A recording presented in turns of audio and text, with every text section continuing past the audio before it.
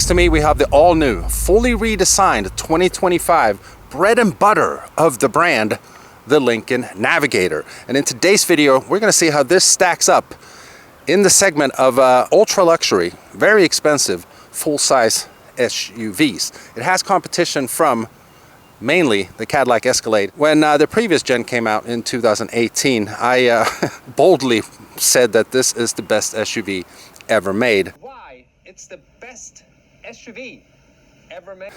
Is that still the case? Let's find out. Now, there's a lot to go over in today's video with the flagship that is the Lincoln Navigator. There's a lot of new tech, fully redesigned, like we said, and we're going to do it in traditional walk-around style here. And we're going to start with the key because this is not new. And this is one thing that I think they should have redesigned. This key fob has been around for a long time.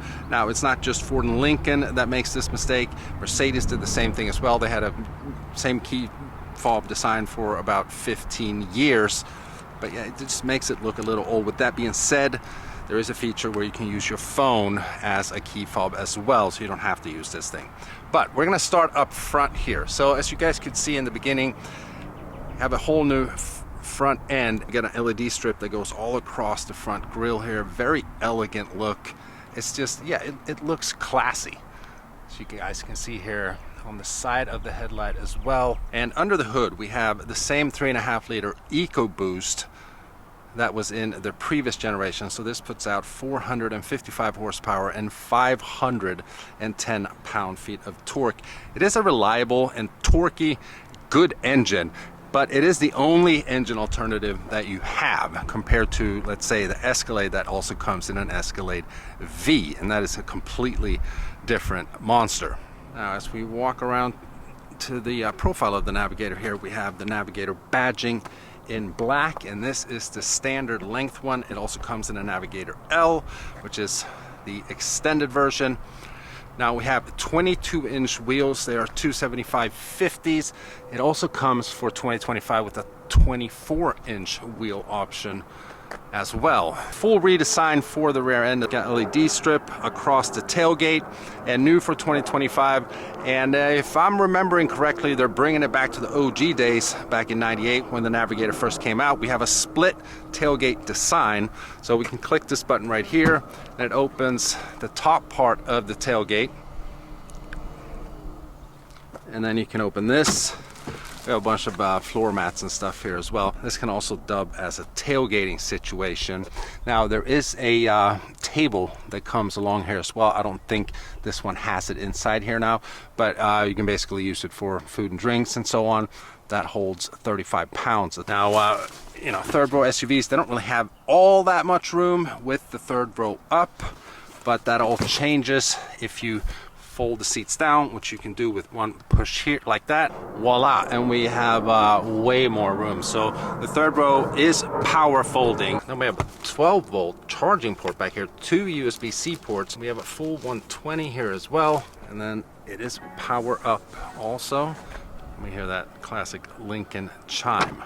Now, properly equipped, a Lincoln Navigator can tow 8,700 pounds. Now, we're gonna walk over here because the Navigator comes in, well, 2.5, I would say, trims. Before, it used to be the Premier, the Reserve, and then the Black Label. Now the base model is the Reserve, and that starts at around $99,000. Then you have the Black Label, and then you have a Black Label Special Edition. But this one is pretty much fully loaded. MSRP is $118,000. So you go up to these higher end full-size SUVs. Nowadays, that shouldn't be a shocker because all these models, they are 6 figures. I mean, an Escalade, you can get that up to $150,000. So they are expensive, but the clientele that buys these nowadays, they're used to that. Now we're going to jump inside and take a look at the new amazing interior of the Navigator. And before we do that, I want to give a special thanks to South Hills Lincoln for providing the Navigator in today's review. These have actually been, to my understanding, on hold for a little bit, but they just got them in. They got about 5 of them, and every time I film a Lincoln, I film them at South Hills Lincoln. If you guys are in the market for a new Navigator or any other Lincoln that they have in inventory, give them a buzz. I'll leave all their contact information in the description below. So we're gonna hop in here, and for a Black Label, you don't really pick, you know, I want the light interior. I mean, you can say that, I guess, but I want black interior, I want the red, whatever. You pick themes for the interior in a Black Label. And the 2025 Navigators, they get new interior themes. So this is the enlightened interior. So it's kind of like a dark beige brownish. I'm usually not into like the brown leather seats and so on, but this looks good in my opinion. So we'll start here with the door. Very nice touch, just it feels premium. The stitching is nice. It's soft leather up top here as well. I like the buttons also. They kind of have like a platinum look to them. We have the speaker here. This is the Rebel Ultima speaker sound system, by the way. It's 28 of the speakers, and it sounds amazing. Never does justice in a YouTube video, so it's kind of useless to try to demonstrate how good it sounds. Also, we have the 30-way perfect positioned seats per Lincoln, and you know, I tend to kind of agree because they are extremely comfortable. You can adjust the bolsters all kind of way that you want, and out of the luxury SUVs that I've driven, these seats are definitely the most comfortable. But before we jump into the driver's position and go through the panoramic screen and all the new tech and so on, we're actually going to start in the back here. So new for the 25s also is, at least for a Black Label, they get heated and cooled seats back here. The second row is fully power, so we got our own little just seat adjustments, just like you would for the front seat. We have the multimedia system back here also. Sit and watch Netflix, all kind of good stuff for you kids or adults sitting back here. Okay, so in the second row, I always do these comparisons because I am not the tallest guy in the world, but you know, 6'2", and I'll say it's okay headroom back here. I'm not going to sit and bang my head, but I thought it was going to be a little better. Knee room is okay behind my, you know, driver's position as a 6'2" guy. We have wireless charging in the back here as well. That's pretty nice. And then 2 cup holders. You can close this, and I don't know, I love this material. It's got a classy look to it. Got a little cubby back here as well, and that's pretty deep, I have to say. Down here we have a full power plug, cooler in here. Yeah, and it's a little cool in here. Keep your drinks chilled and so on. And then they have their own screen here for their seats. Adjust. We have massage for the rear seats as well, heated and cooled. Then you have your audio controls, your climate controls, air quality. Look at that, auto air refresh. We'll talk more about that when we get up to the driver's seat. Got lighting controls here also for the ambient lighting. Very, very nice. And then of course we have a panoramic sunroof, and you can actually close the rear seat part of the shade, which I prefer. Side note, every time I do these car reviews now, it's April 1st today, it's only 41 degrees outside. Now it is sunny. I still feel kind of warm in here, so sometimes when I do these videos and it's summertime and 90 degrees, yeah, it gets a little tough. And just very, again, very, very comfortable seats for the rear passenger. In my opinion, the Navigator's main attribute is how comfortable it is. With that being said, let's see how comfortable it is in the third row. By the way, you can actually recline the second row seats. Look at that. I mean, it's so sweet. And to fold the rear seats down and get to the third row seat, there's buttons right here.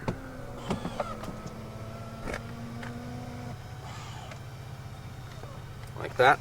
And of course, like, I forget to mention this nowadays because it's so common, but obviously it has power deploying running boards. And here's the crazy part. The headroom in the third row is better than it is in the second row. How does that work? But either way, it is. Now, this is the first time that I'm seeing heated seats in the third row of any SUV. I mean, I could be mistaken, but to my knowledge and from what I remember, this is the first time. I'm gonna jump over here to check the knee room. Obviously a little tighter in the third row. This is usually not meant for fully grown adults. Oh crap. Oh, look at that. You can recline the third row. Man, that is nice. I hit the wrong button first. Oh. I mean, very comfortable in the third row of the Navigator as well. Let's get to the driver's seat. All right, so let's jump inside here. And then we have an aluminum illuminated sill plate here. Sorry, I made it a little dirty, but we'll jump inside. And if you haven't seen any of the Nautilus videos, you won't have seen the steering wheel design yet either, but it's kind of got like a oval shaped design to it. Pretty interesting. You get used to it pretty quickly. It's nice to the touch. It's leather wrapped, of course. And one thing right off the bat here, that took me a little while to figure out, but I was trying to adjust the steering wheel and adjust the mirrors. I'm like, there's no like stock here. There's nothing underneath like it usually is. You now have to use these like touch sensitive buttons here, and it pops up right over here. So you have your adjustments for steering wheel and your pedals and your mirrors. You might be thinking right off the bat that that's, you know, the dumbest thing I've ever seen. And maybe right off the bat I would agree, but that's something that you get used to as well. And if you are honest, let's say you're a husband and a wife that are the drivers of the Navigator, and you set your memory settings for your seats and the pedals and the mirrors and the steering wheel, you just by a push of a button, you don't really mess around with this very much. I mean, how often do you really have to adjust the steering wheel and the mirrors? You usually have it set to your preference and what you're used to. But if you have to go in and change them, that's how you do it. And yeah, it's a little different. It would be easier to just have a little stock here underneath there for the steering wheel and just regular buttons for the mirrors here on the side. I don't understand why they had to go and do that, but that's what it is. Now this little radar looking thing here is for Lincoln's Blue Cruise. Ford has this as well, and this is for their autonomous driving feature. So it basically keeps an eye on where you have your attention if you're using it. But take a look at this gigantic screen, 48 inches, and no longer do you have head-up display because you don't really need it. Everything is here. You have your speedometer. Currently we have it on the navigation there, and then we have the radio, and then tire pressure and the time. Now these three screens here are customizable. We'll do that here in a second. But a lot of room here up on the dash because you don't have a, you know, a regular or traditional speedometer and tachometer here. So I guess you could put stuff here as well. And big speaker here in the middle. Again with the wood grain inserts here all throughout. Nice design for the air vents also. Piano black in many places here for the gear selector, the piano style gear selector. And we have the wood grain feel here again. This is the volume button. Nice design. It kind of reminds me of the Volvo EX30 that I filmed a few months ago. And then if you open this up, we have wireless charging here, USB port, USB-C port there, just two cup holders. We got a split design for the mid armrest, which looks good as well. Deep cubby here, and these are actually scent cartridges that you can install and have different scents come out through the vents and so on. I don't think the dealership wants me to do that, so I'm gonna leave that alone. But more charging ports here also. And then I don't want to forget this, so we're gonna do this right away. This is a new feature for the Navigator. This is called Rejuvenate. Are you into meditation and so on? This is so cool, where you can basically stop and take a break and do a waterfall meditation.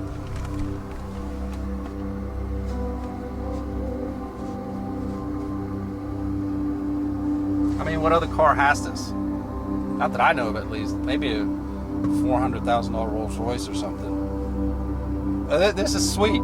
I dig it. I don't really meditate much. I probably should, but this is nice. All right, enough of that.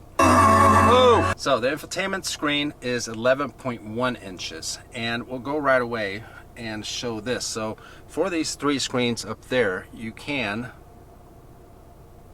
customize them. So the weather app wants me to enable location sharing. We're not going to do that. But for instance, we can put the fuel economy, and then that pops up right there. It's just very cool, very techy. Escalade has something that's kind of similar, but it's not 48 inches. It looks good, man. I like it. I'm into this kind of stuff. I know some people won't like it, but to each his own. So then we basically just have our settings here for, you know, drivers and so on. Obviously this has massaging seats, heated cooled seats, heated steering wheel, every techie feature that you might need in a vehicle of this price range. Here's the digital scent that we were talking about. No cartridges detected, so we can't really, I mean, we wouldn't be able to demonstrate that anyhow because you can't smell through the screen. But all your settings here, the owner's manual, software updates, you have hotspots, messages if your phone is linked up, Apple CarPlay, of course, just the stuff that you're used to nowadays. You can play games here, but it wants you to log into a Google Play Store, but you can sit here and play all kinds of games. We have YouTube, you can watch Netflix on here, everything that you're used to nowadays in high techy vehicles. Now you go in here for lighting. So these are your settings for the headlights, which is also a little odd that you have to go in here and set your headlights instead of just being able to go. But again, it is what it is. Click reverse. We have a phenomenal backup camera that pops up there, or a 360 camera. We have the engine start stop button here. So now currently we're only driving through a neighborhood here, but this ride is so soft and it's so quiet. You're always going to hear a little bit of road noise, but the main attribute, I think I said it earlier, with the Lincoln Navigator, in my opinion, is just the comfort. Yeah, it's luxurious, it's got a lot of tech. Probably could have mentioned a ton more of the tech, but the video would be, you know, 45 minutes long. But the main attribute is comfort. It feels high-end, and I've said this in pretty much all my Lincoln videos, I think ever. Lincoln is so good at differentiating themselves from, you know, their poor cousin, a Ford. It just doesn't feel like a Ford at all in here. It feels like a completely different vehicle, and it feels high-end, as it should, when you know, you make a vehicle that starts at 99,000 and some change, which is basically 6 figures. So we get 455 horsepower, 510 pound-feet of torque,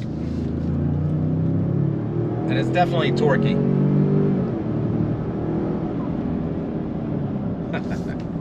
Now we got different driving modes. So we got effortless and balanced.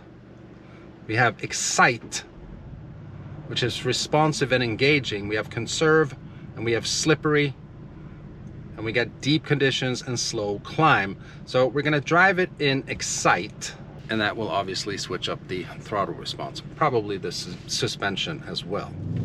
Oh yeah, that's a huge difference. Oh yeah, now you can actually, it's almost like you got more power. I'm not saying it did, but it feels that way because of the throttle response. This is how you need to drive it. And you get the most out of that EcoBoost engine. It's almost like you hear a bit more engine sound as well. Probably just induction noise, but still. Now, since you can tow 8,600 pounds with the Navigator, it also comes with a trailer brake control and a Pro Trailer backup assist also. Yeah, I mean, it's pretty quick. It's not an Escalade V for sure, but it's no slouch either. Fuel economy is 17 on average per Lincoln, so 15 in the city and 22 on the highway. And my experience with EcoBoost engines is that they are pretty good on the highway. You can actually get the number that the manufacturer is saying that you are supposed to be getting, sometimes even better. But the city numbers, forget it. These turbo engines, when they're in boost, which they are pretty much all the time when you're stop and go, they suck a lot of fuel. It's just a fact. So as we end today's video, an SUV like the new Navigator has to be experienced for yourself. It is pretty much the full package. I mean, what else do you want in a vehicle that costs $118,000? I mean, the only thing it's really missing is like a Starlight headliner. It's an amazing car or SUV. And like I said, it has to be experienced for yourself. But leave it down in the comments. Which one of the full-size luxury SUV brands that are out currently are your favorite? Let me know down below. And special thanks once again to South Hills Lincoln for letting me borrow this for a few hours and make a review for you guys. If you're in the market, remember, hit them up. I'll have all their contact information in the description below. I'll see you guys in the next one.